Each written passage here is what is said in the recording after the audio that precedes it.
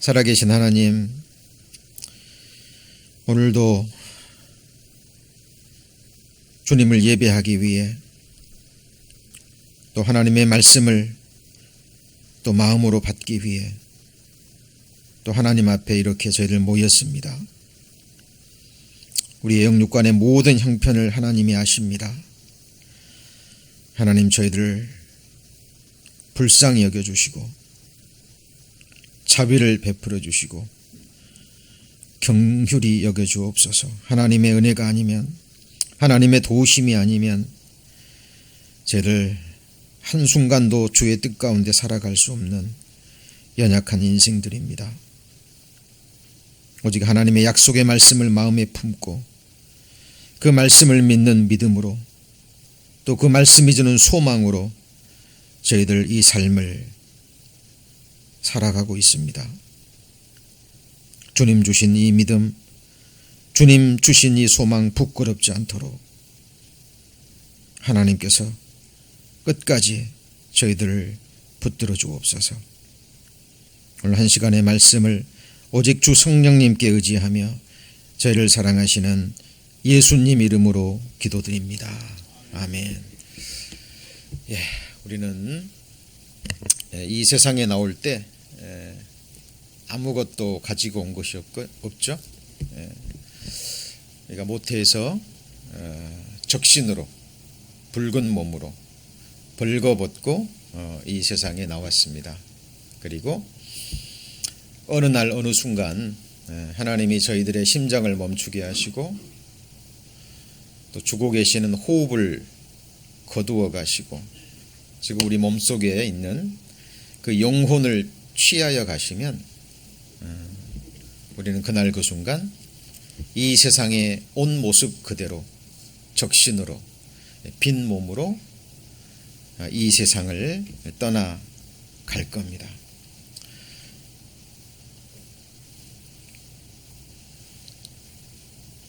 사람의 생명은 유한하죠. 그렇죠? 언젠가는 끝이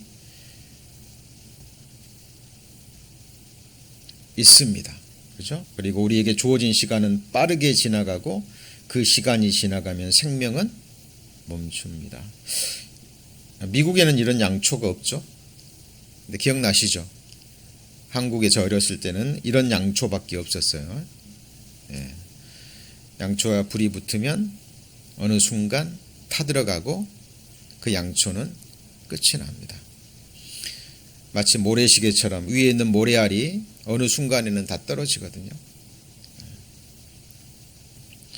사람이 절대로 피해갈 수 없는 명백한 사실이 있는데 그것은 사람은 어때요? 반드시 죽는다는 것입니다. 그러므로 당신도 반드시 죽습니다. 여러분, 이거는 지금 화려한 도시의 멋진 고층 건물들입니다. 이 세상 사람들의 육신의 눈으로는 이 건물들이 화려하게 보이죠. 멋지게 보입니다. 그런데 한국의 한 유명한 작가는 이 건물들을 건물로 보는 게 아니라 무덤으로 봅니다. 뭘로 봐요? 무덤으로. 이 화려한 건물 사이로 지나가는 한 고독한 한 사람을 생각해 보시죠. 사진작가는 그 모습을 이렇게 그린 겁니다. 그죠? 이 작가의 눈에는 이 세상에 높이 솟아있는 그런 화려한 건물들이 뭘로 보였어요? 무덤으로 보였습니다. 그리고 그 무덤 사이로 지나가는 한 인생, 이 인생도 어느 날 무덤으로 돌아갈 거예요. 그렇죠? 전도서 5장 15절 말씀에 저가 모태에서 벌거벗고 나왔음에 그 나온 대로 돌아가고 수고하여 얻은 것을 아무것도 가지고 가지 못하리니 이것도 패단이라.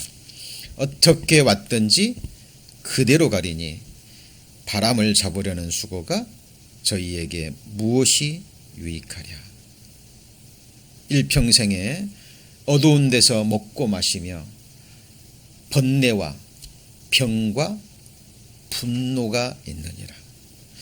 자, 묵상하면 묵상할수록 정말 진리입니다. 잠시 후면 흙으로 돌아갈 인생이 그 평생에 살면서 마음에서 올라오는 것이 번뇌와 병과 그리고 뭐예요? 분노. 그러다가 영원한 어두운 곳으로 돌아가는 거예요. 언젠가 이 세상에 이렇게 오셨죠? 이렇게 오셨습니다. 그리고 어느 날 이렇게 돌아가실 거예요. 여러분, 우리는 이런 말씀들을 이제 교회에 좀 오래 출석하시다 보면 너무 자주 듣잖아요. 그러니까 이런 말씀들을 그냥 식상하게 여깁니다. 그러시면 안 돼요. 진리입니다, 여러분. 우리 인생이 결국은 이렇게 흙으로 돌아가는 거예요. 제가 미국에 온 지 지금 한 13년, 4년 돼 가는데요.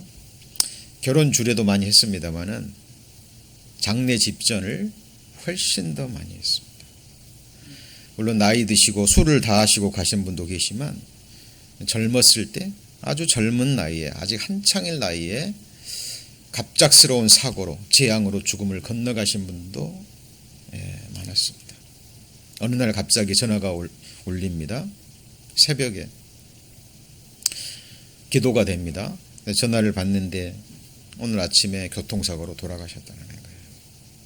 어젯밤에 큰 사고로 세상을 달리하셨다는 소식들을 듣습니다.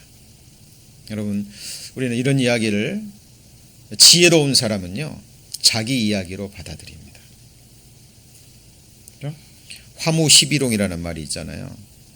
아무리 아름다운 꽃도 며칠을 가지 못해요? 10일을 가지 못합니다. 여러분, 이분 기억하셔요?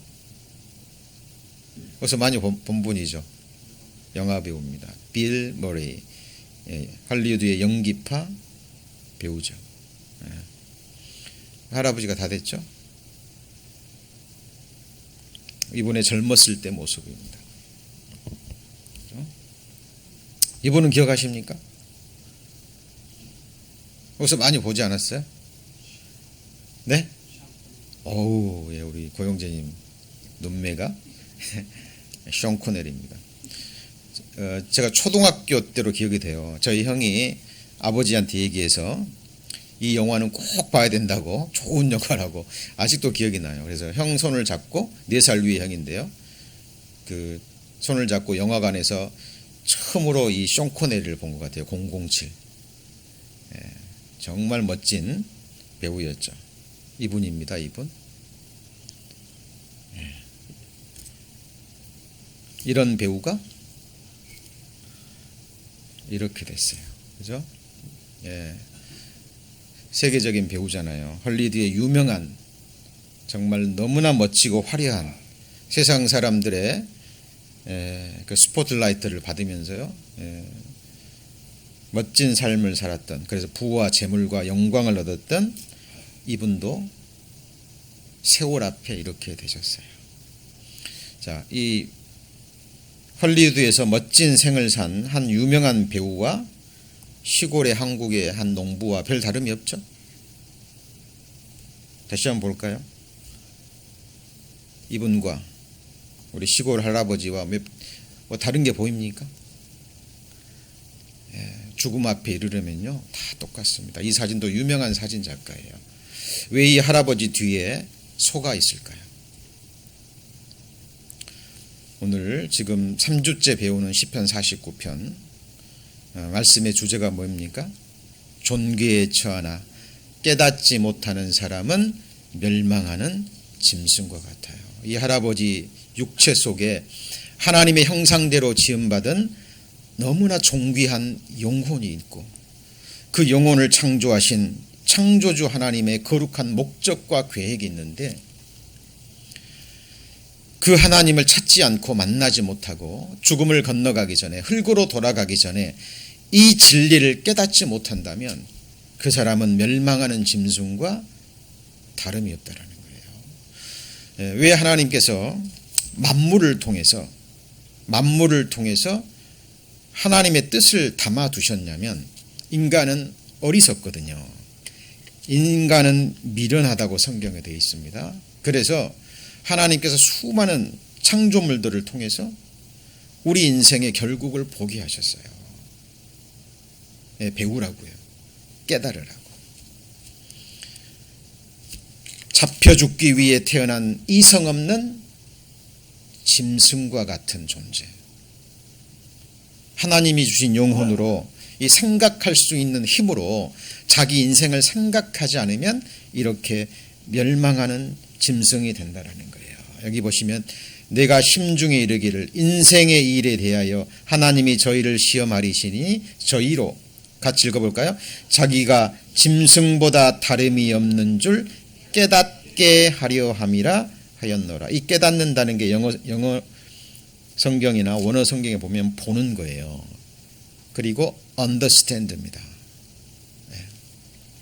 깨닫는 거예요. 여러분 티끌을 보고도요, 짐승을 보고도 우리는 우리 인생의 결국을 볼 수 있어야 됩니다.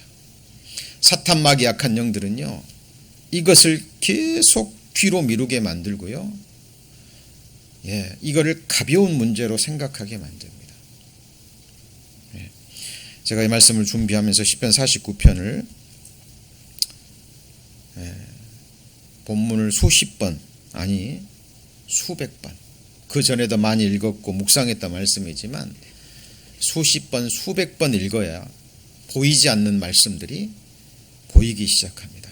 그리고 성경은 참 이상한 게요, 인생의 글은 아무리 좋아도요, 몇 번 읽고 나면 어때요? 그 다음부터는 지겹습니다. 그런데 하나님의 말씀은 수십 번, 수백 번, 수천 번, 수만 번 읽어도 읽을 때마다 새로워요. 진리거든요. 진리입니다. 여러분, 우리는 인생입니다. 성경에서 인생을 뭐라고 얘기할까요? 제가 여기 좀 오래된 영상입니다만 영상을 하나 보여드릴 겁니다. 이 속에 하나님의 말씀이 나오고요, 그리고 마지막에 나레이터가 질문을 하나 던집니다. 이 영상의 제일 마지막에 그 질문을 한번 들어보시기 바랍니다.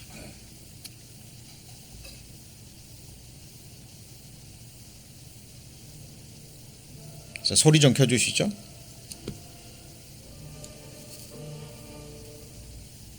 인생이 살아야 하는 진정한 의미와 목적은 무엇일까요?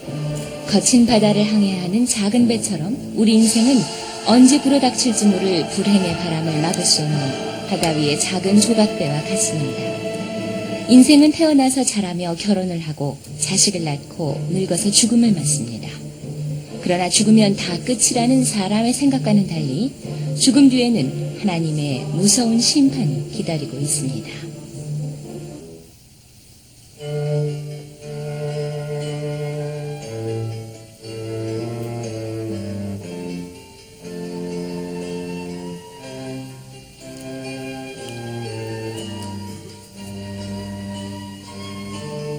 헛된 생명의 모든 날을 그림자같이 보내는 일평생에 사람에게 무엇이 낙인지 누가 알며 그 신호의 해 아래서 무슨 일이 있을 것을 누가 능히 그에게 고하리요.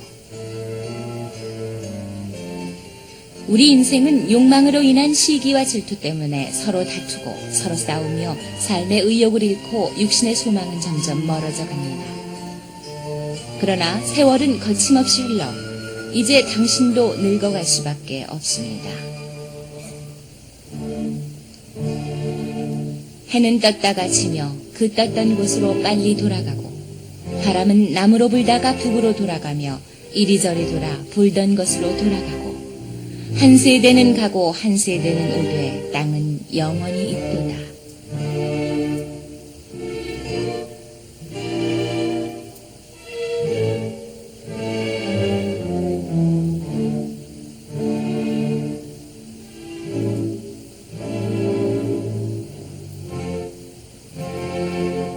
우리의 연수가 70이요 강건하면 80이라도 그 연수의 자랑은 수고와 슬픔뿐이요 신속히 가니 우리가 날아가나이다.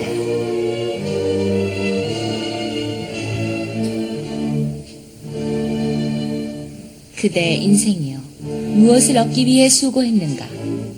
일평생 쌓아놓은 부와 명예가 그대와 함께 가는가?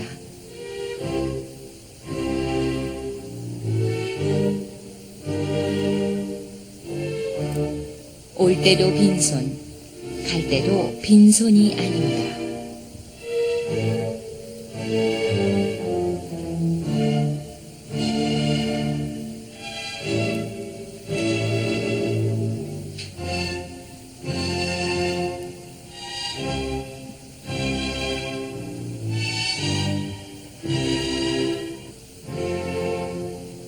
이제 가면 어디로 가는가? 출생이 그러했듯이 죽음 또한 내 마음대로가 아닌 하나님의 뜻에 달려있으니 그대는 하나님의 공정하고 냉정한 심판을 받을 것입니다.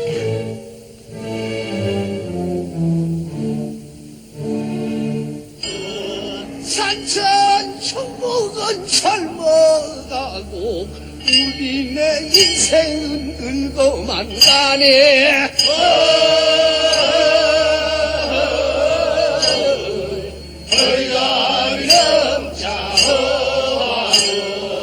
이팔 청춘 소년들아 백발 보고서 웃들 마라.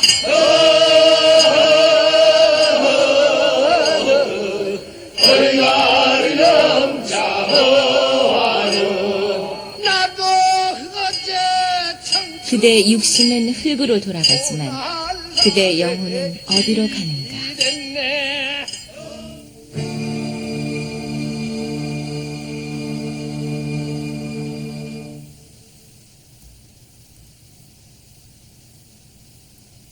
불 좀 켜주시죠. 자, 마지막 질문이 뭐였습니까? 그대 육신은 흙으로 가지만 그대의 영혼은 어디로 가는가? 여러분, 이거는 성경에서 말하는 가장 중요한 주제입니다. 아무리 강조해도 지나침이 없는 이 고라 자손이 지난 2주 동안 말씀드렸던 것처럼 정말 인생의 극한 고난과 환난과 사람들의 멸시와 조롱 속에서 하나님이 주신 그 고난을 통해서 주신 너무나 귀한 진리를 깨달았어요. 그것을 시편 49편 앞편에 지혜와 명철이라고 얘기를 했죠. 그리고 이 세상 만민들이 들어야 될 너무나 중요한 말씀이라고 선포를 합니다. 많은 사람들이 이 세상에서 수고하여 얻은 자기 재물과 또 명예와 권세를 가지고 자기 인생을 자랑하고 그리고 그것을 누리면서 행복하다고 생각해요. 그리고 시편 17편에 나온 것처럼 주의 재물로 배를 채우심을 입고 죽음 건너갈 때 그 남은 재산을 자식에게 물려주면서 나는 정말 멋진 인생을 살았다고 생각하는 이 세상 사람들. 이 세상 사람들을 이 시편 49편 기자 고라 자손은 뭐라고 얘기를 하냐면 사망이 저희 목자일 것이라. 뭐가 저희의 목자라고요? 사망. 여기서 사망은 둘째 사망을 가리킵니다. 거기 16절에도 보실까요? 16절. 사람이 치부하여 그 집 영광이 더해할 때 너는 두려워 말지어다. 17절은 같이 읽습니다. 저가 죽음에 가져가는 것이 없고 그 영광이 저를 따라 내려가지 못함입니다. 죽을 때 가져가는 것이 있어요, 없어요? 없습니다. 그 영광이 저를 따라 내려가지 못해요. 그런데 이 성경이 여기서 끝나버린다면 사실 너무 허무한 거죠. 그러나 전도서도 그렇지만 이 시편 49편도 이것을 얘기한 것은 다른 말로 하면 정말 우리가 이 세상에 가져가야 돼, 이 세상에서 가져가야 될 것이 있기 때문에 그래요. 반드시 이 세상에서 그것을 얻으셔야 돼요. 그렇죠? 자, 성경은 이야기를 합니다. 한번 같이 읽습니다. 내 소유는 이것이니 곧 주의 법도를 지킨 것이니이다. 눈에 보이는 재물이 아니라 뭐라고요? 주의 법도를 지킨 것이라고 얘기를 해요. 자, 우리가 세상에 살아있는 동안 정말 마음으로 품어야 될 것이 있습니다. 잊지 말고 계속 품고 또 품어야 될 것이 있어요. 잠언 4장 6, 8절에 보면 그를 높이라 그리하면 그가 너를 높이 들리라. 만일 그를 품으면 그가 너를 어떻게 한다고요? 영화롭게 하리라.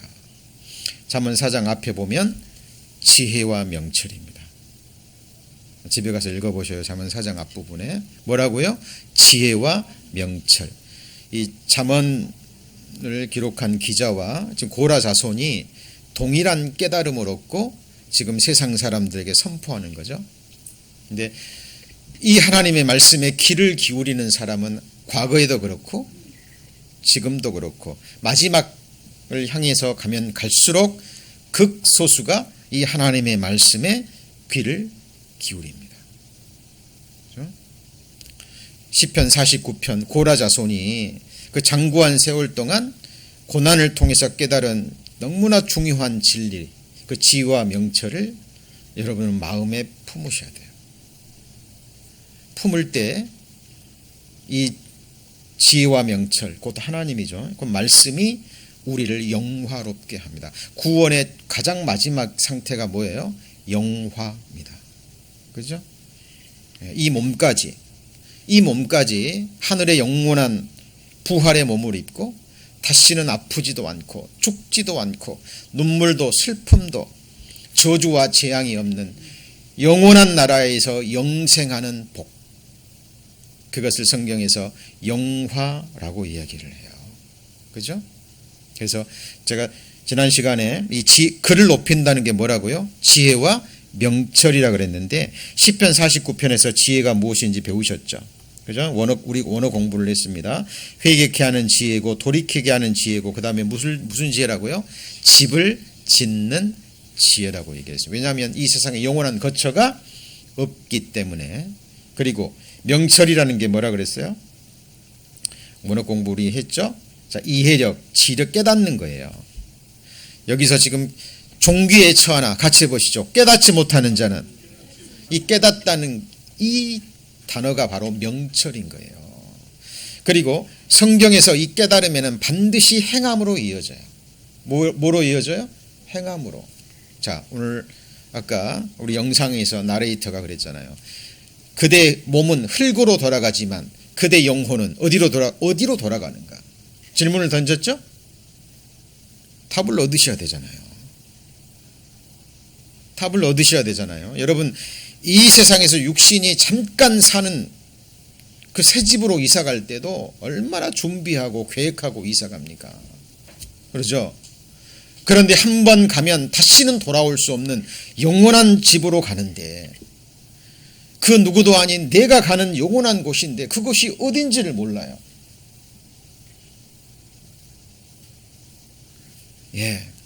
성경에서 말하는 가장 어리석은 자입니다. 다른 말로 하면 가장 이해력이 없는 자고, 그 말을 오늘 말씀에 비유하면 짐승과 같은 자예요. 이성 없는 짐승 같아서 그냥 이 세상에서 먹고 마시고 육신이 있는 동안 잠깐 편하면 되는 거예요. 내가 어디서 와서 어디로 가는지, 인생의 목적이 무엇인지, 왜 이 짧은 인생 속에 이렇게 고통과 고난이 있고 슬픔이 있고 아픔이 있고 병이 있는 건지.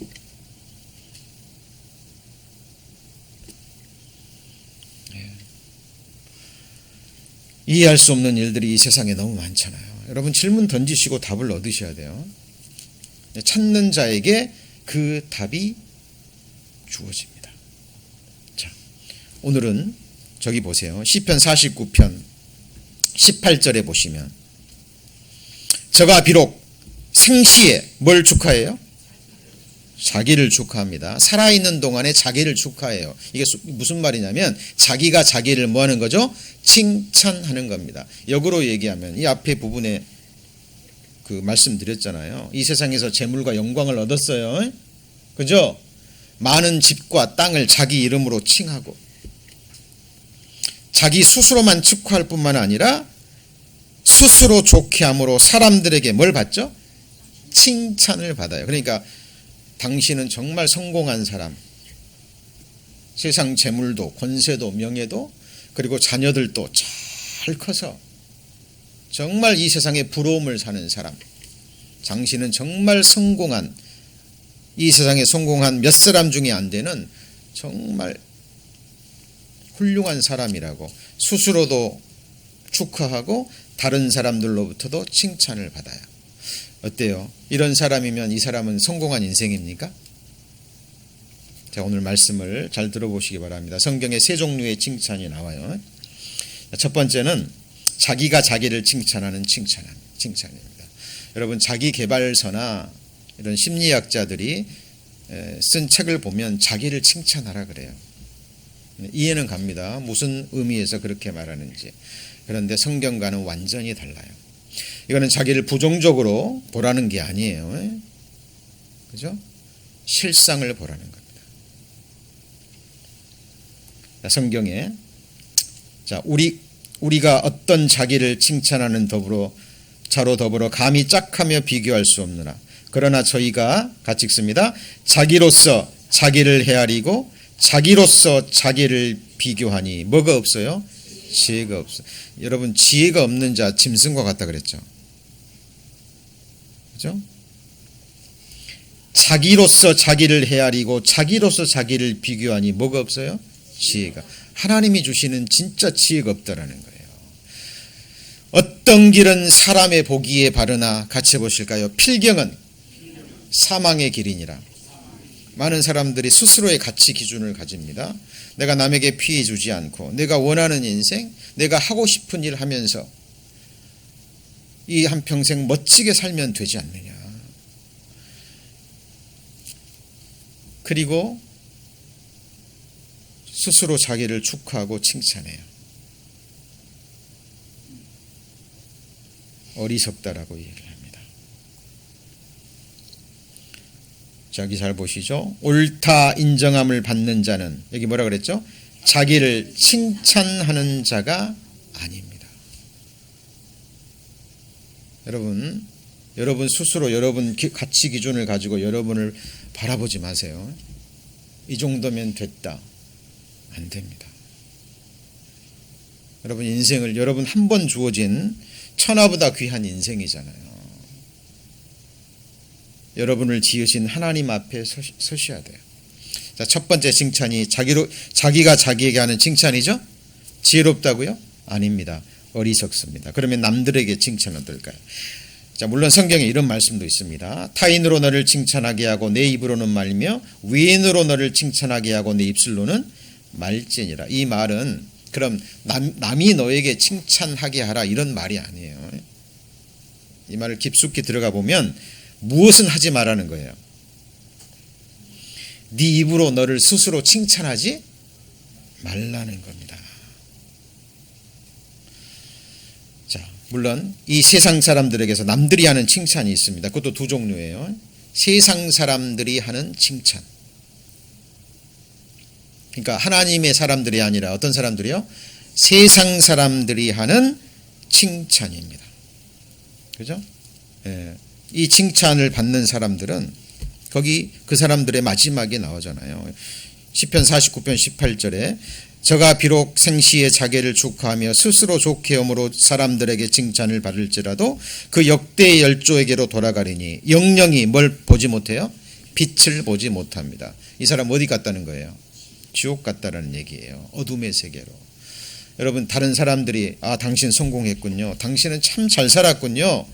라는 칭찬 헛된 겁니다. 자, 남들이 하는 칭찬 방금 이거 말씀드린 거고요. 자, 여기 보면 누가복음 6장 26절에 예수님이 하신 말씀이죠. 한번 같이 읽어볼까요? 모든 사람들이 너희를 칭찬하면 화가 있도다. 저희 조상들이 거짓 선지자들에게 이와 같이 하였느니라. 모든 사람이 너희를 칭찬하면 뭐가 있어요? 화가. 왜 조상들이 거짓 선지자들을 계속 칭찬했을까요? 거짓 선지자들의 특징이 뭐죠? 항상 길한 일만 얘기를 해요. 당신 잘 될 거라고. 이스라엘 민족이 범죄하고 우상 숭배해서 하나님이 참 선지자들에게 멸망을 선포했거든요. 북이스라엘에게는 아수르라는 나라에 망할 거고 남유다는 바벨론이라는 나라에게 멸망당할 것이라고 예언하는데 거짓 선지자들은 뭐라고 얘기를 해요? 그럴 일 없다. 너네들은 하나님의 백성이 아니냐. 결코 그런 일은 없을 것이다. 천지를 지으신 하나님이 너희를 지켜주시고 보호하시고 인도하실 거다. 그 말이 듣기가 좋거든요. 조상들이 자기에게 길한 일만 예언하는 하나님의 무서운 경고와 심판을 경고하지 않는 거짓 선지자들을 늘 칭찬했어요. 우리도 마찬가지입니다. 이 세상 모든 사람들이 우리를 칭찬하면 우리는 뭐가 있어요? 화가 있어요. 그리스도인들은 이 세상 사람들에게 반드시 미움을 받게 돼 있어요. 멸시를 받게 돼 있고 조롱을 받게 돼 있습니다. 자, 여기 보시면 고린도후서 8장 18절에 저와 함께 한 형제를 보내으니 이 사람은 복음으로써 같이 읽습니다. 모든 교회에서 칭찬을 받는 자. 이거는 좀 다르죠? 어디서 칭찬을 받아요? 교회에서 칭찬을 받습니다. 그런데 이것도 자, 그리스도인들이 교회에서 칭찬을 받는 것, 그리스도의 이름에 욕을 돌리지 않는 것 자체로 감사한 거지, 교회에서 칭찬을 받는 것으로 결코 만족해서는 안 돼요. 자, 왜 그러냐면 자,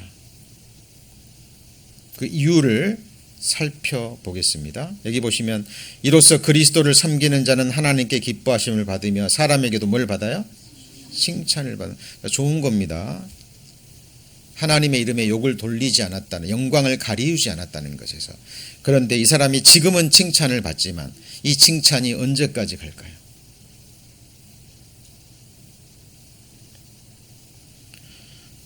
여러분 사도행전 6장에 보면 형제들아 너희 가운데 성령과 지혜가 충만하여 어떤 사람이요? 칭찬 듣는 사람 7을 택하라. 우리가 이 일을 저희에게 맡기고. 초대교회 때 사도들이면 너무 바빴어요. 기도하는 일과 말씀 전하는 일에 전무해야 되는데 이제 성도들이 늘어나니까 구제하고 하는 일에 하다 보니까 기도하는 일과 말씀 전하는 일에 소홀히 하게 됐습니다. 이게 하나님 앞에 합당치 않으니까 이제 교회에서 칭찬받는 사람 7을 세우라 그래요. 그래서 세운 사람들이 초대교회 7 집사입니다. 기억나시죠? 스데반, 빌립. 이 사람들은 잘 모르겠죠? 근데 마지막에 7번째 사람이 누구예요? 같이 해보시죠. 니골라. 자, 스데반과 빌립은 성경에 자주 나오죠. 초대 스데반은 돌 맞아 죽었잖아요. 복음 전하다가. 첫 번째 순교자죠. 빌립도 복음을 이방인들에게 전하다가 또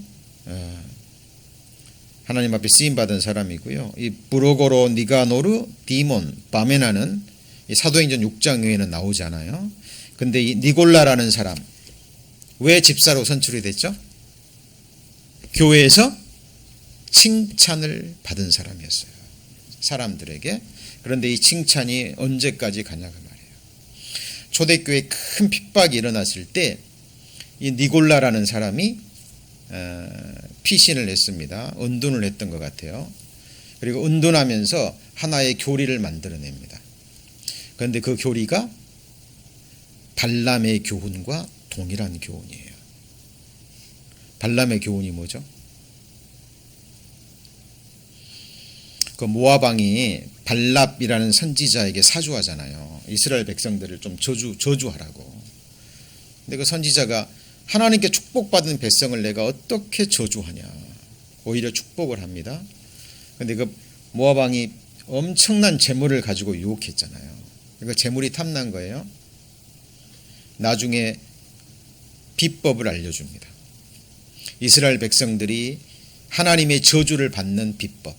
그게 뭐냐면 이스라엘 백성들을 우상의 그 제사에 참여케 해가지고 음행하게 하는 거예요. 그 당시에 우상 숭배는 우상에게 제물을 드리면서 그 안에서 그 여자 사제들과 육체의 관계까지 맺는 그 음행이 유행했거든요.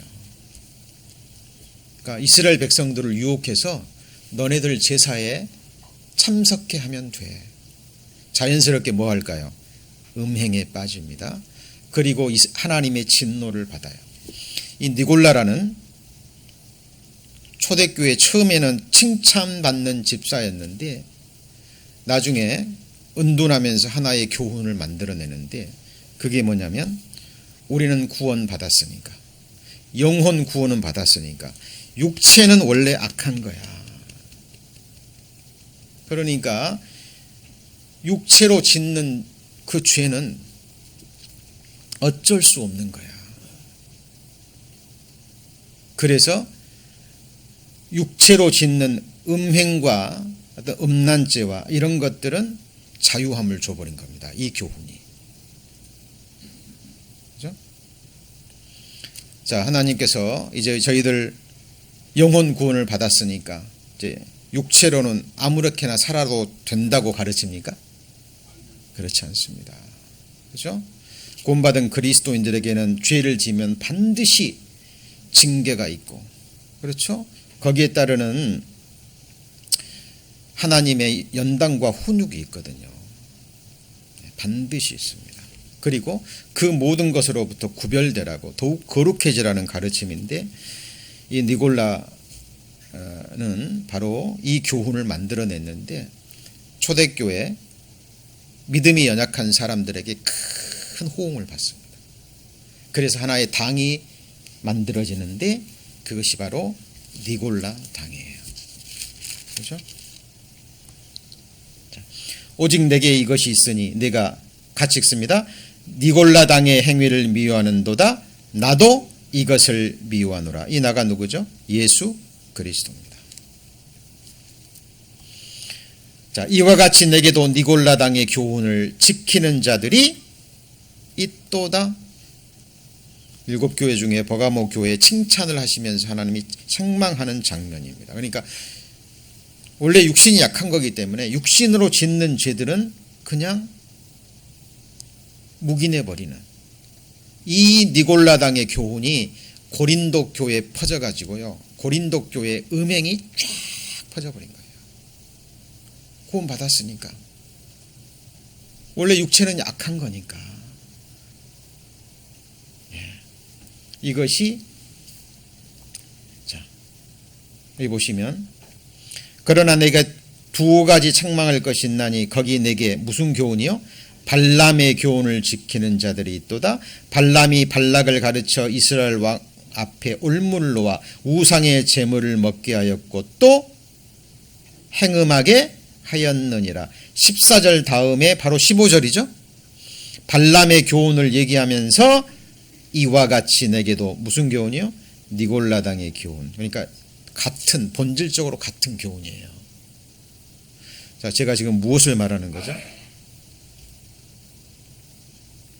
교회에서 칭찬을 받아도 이 칭찬받는 사람이 나중에 그 믿음을 끝까지 지키지 못하면 그 사람의 믿음이 진짜였는지 우리가 어떻게 하냐 그 말이에요. 사탄막이 약한 영들은요 너무나 지혜롭기 때문에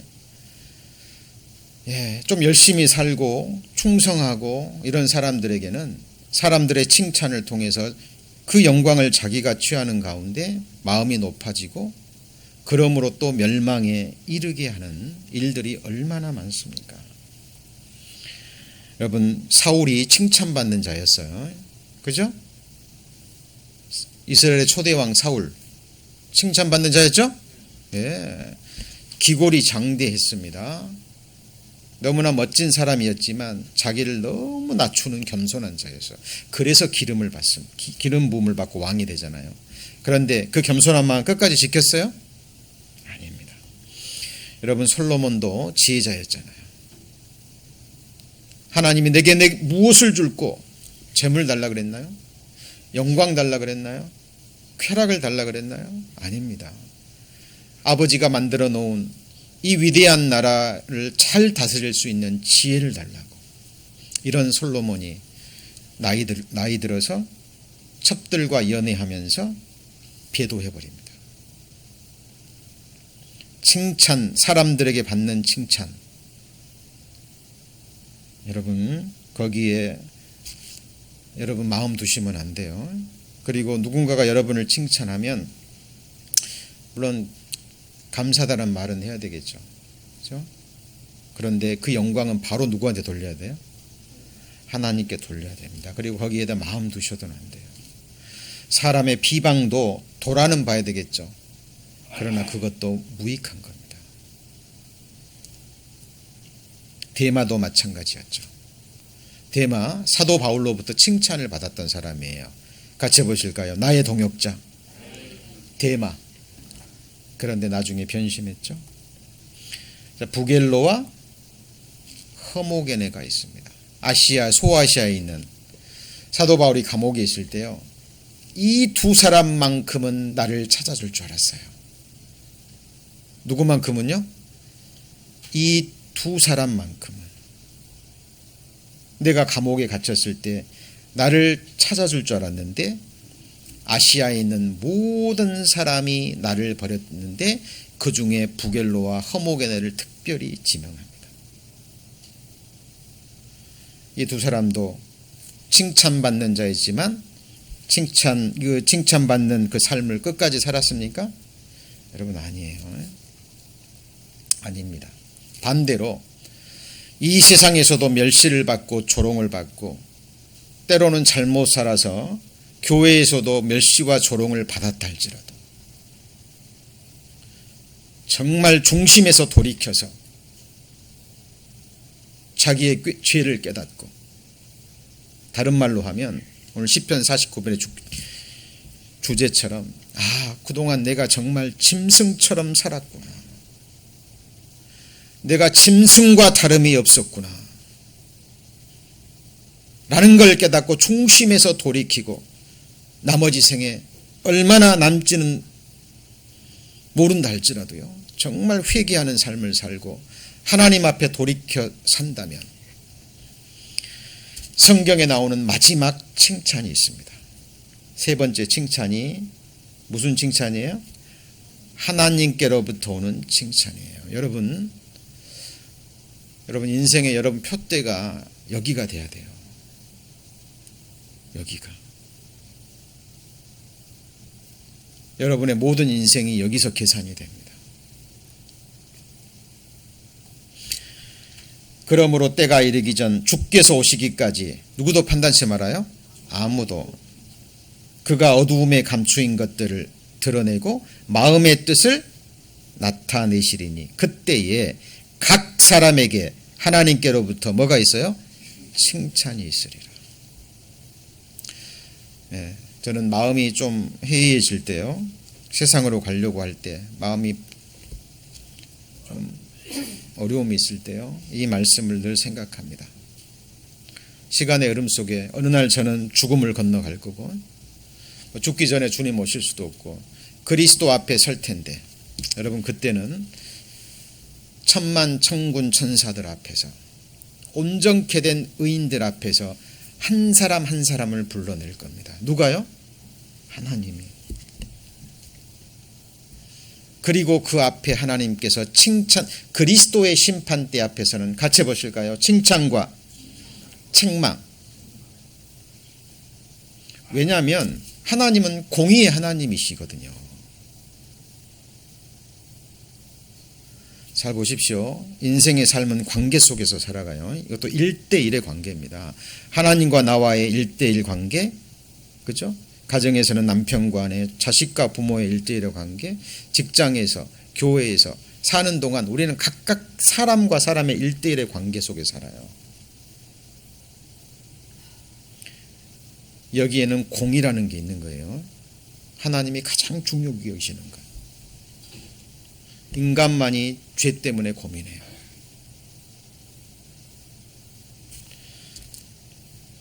여러분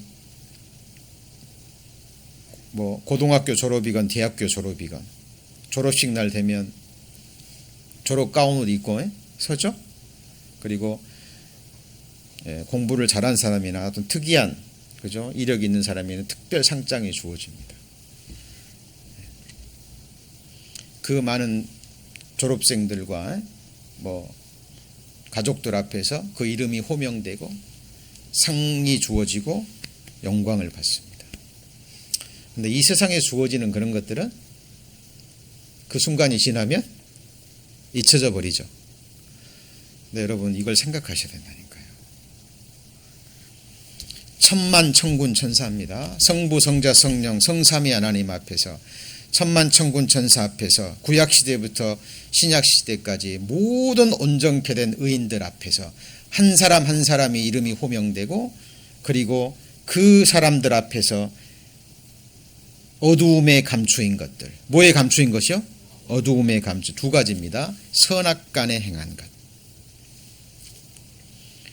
마음에 뭘 나타내요? 뜻을. 그러니까 한평생 마음에 무슨 뜻을 품고 살았는지 그 뜻이 만천하에 공개된다는 거예요. 그리고 그때에 각 사람에게 하나님께로부터 뭐가 있어요? 칭찬이 있으리라. 여러분, 저도 제 신앙생활을 견디게 하는 것이 이 말씀이에요. 하나님으로부터 잘하였도다. 착하고 총선된 종아. 지극히 작은 일에 뭐 했으니요? 충성하였으니.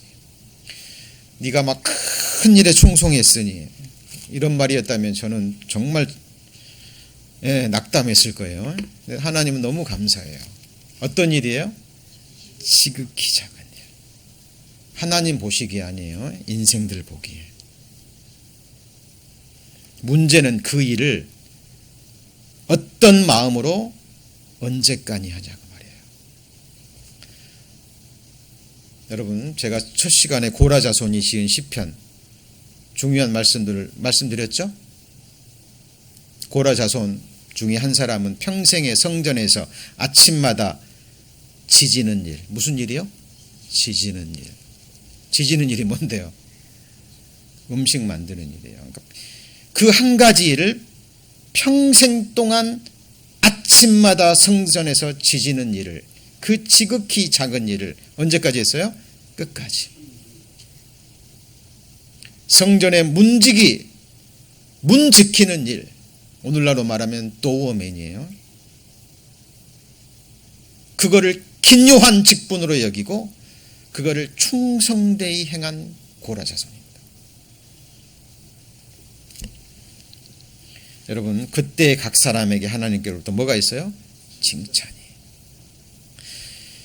자, 보세요. 시편 49편 이 고라자손이 깨달은 게 부와 재물을 얻고 자기 스스로 축하를 하고 무사람들로부터 칭찬과 영광을 받았어요.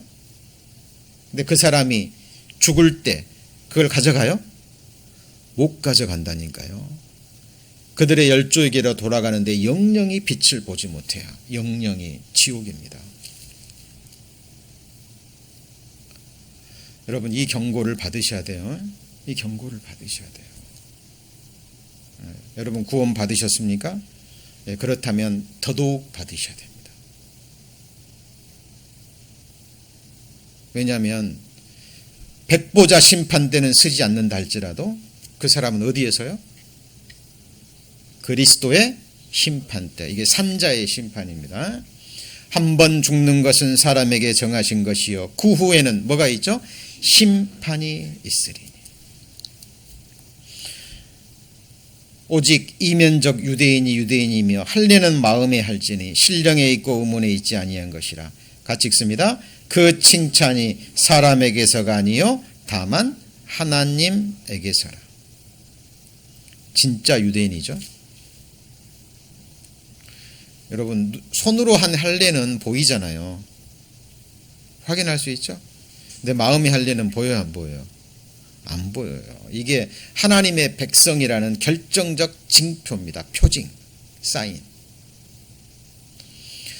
이스라엘의 하나님이 나의 하나님이 되고 나는 그의 백성이 되는 이 소망 외에 모든 이 헛된 탐욕을 베어내는 일. 여러분, 이 한 가지면 충분하지 않아요?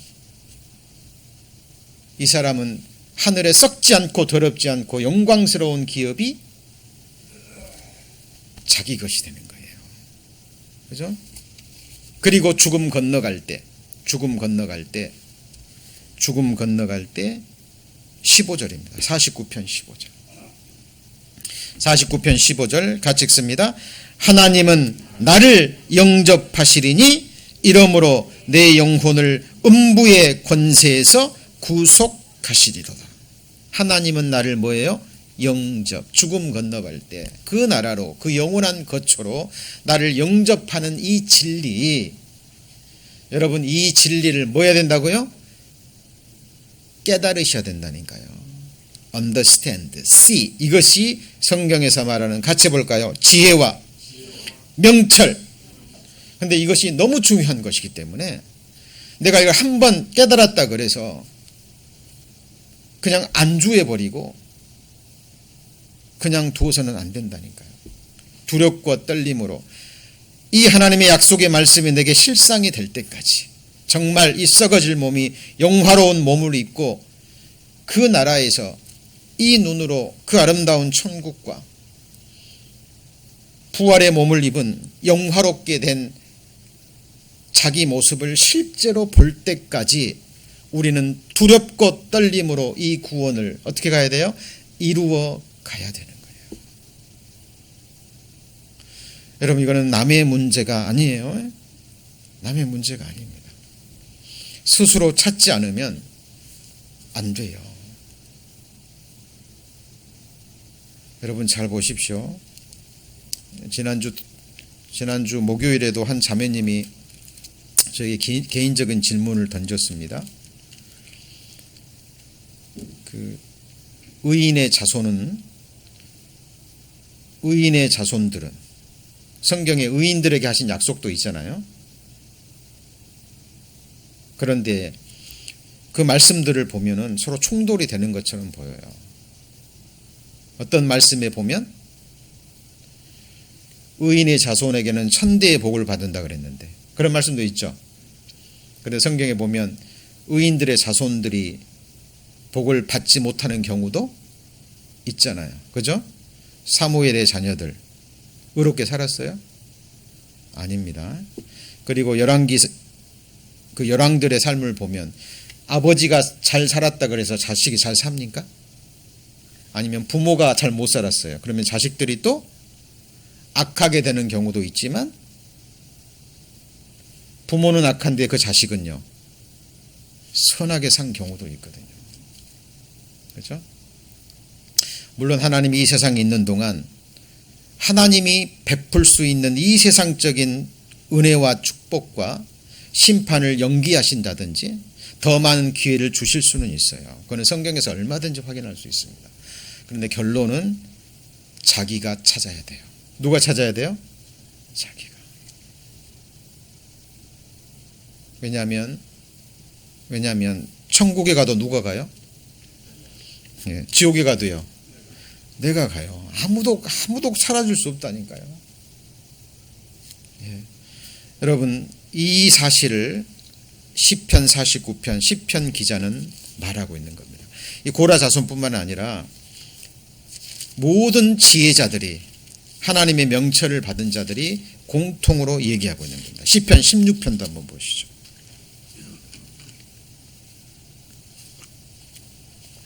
시편 16편.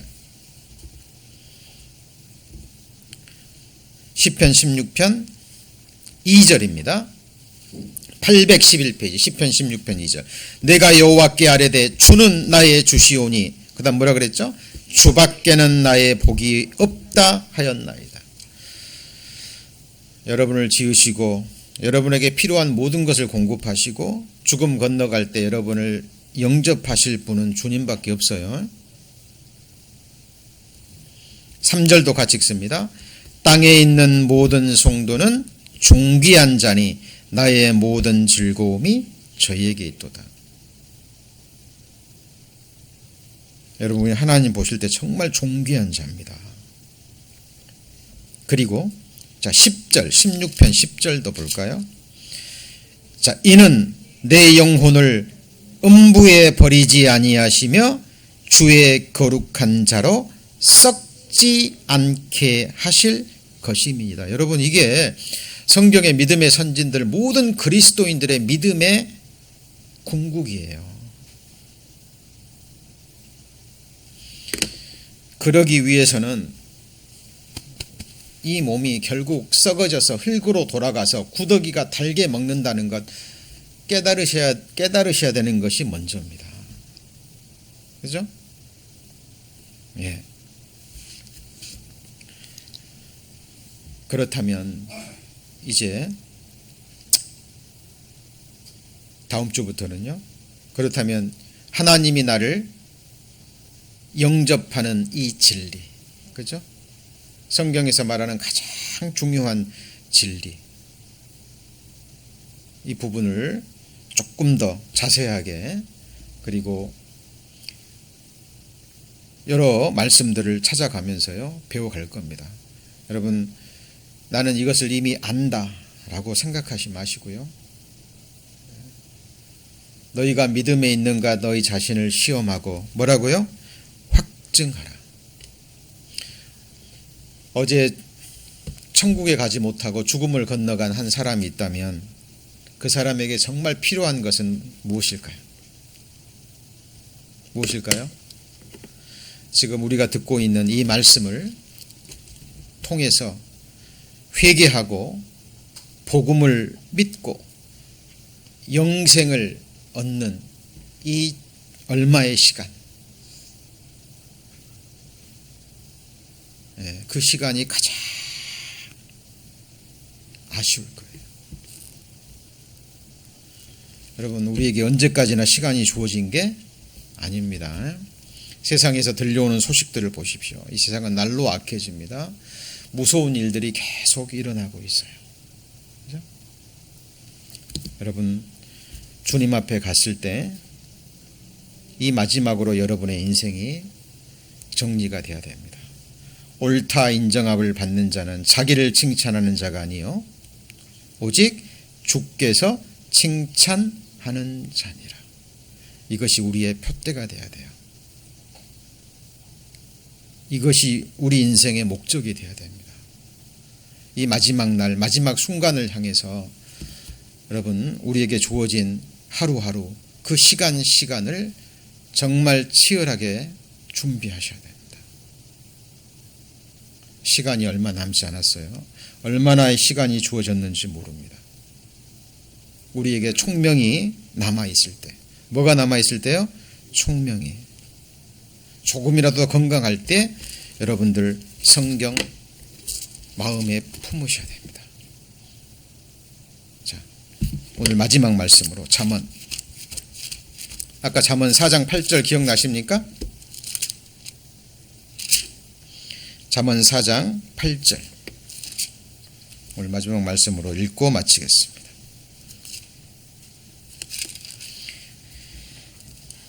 잠언 4장 8절 같이 읽습니다. 그를 높이라. 그리하면 그가 너를 높이 들리라. 만일 그를 품으면 그가 너를 영화롭게 하리라. 여기서 그는 지혜와 뭐예요? 명철입니다. 기도하시겠습니다. 하나님, 감사합니다. 저희들을 하나님의 형상대로 창조하셨고 지금까지 은혜로 저희들의 생을 인도해 주셨습니다.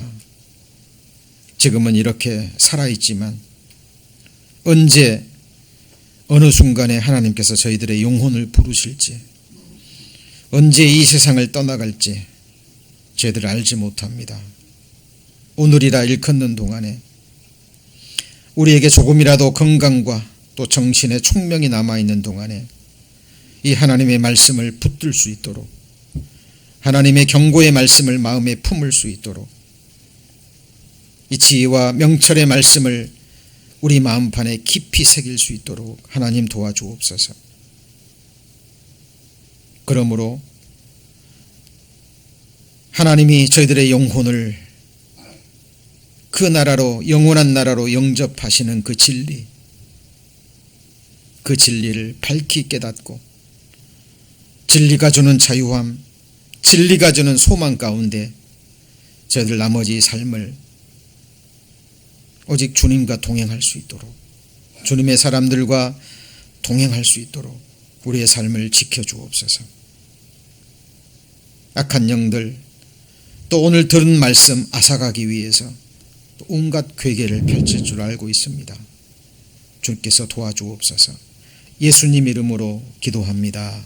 아멘.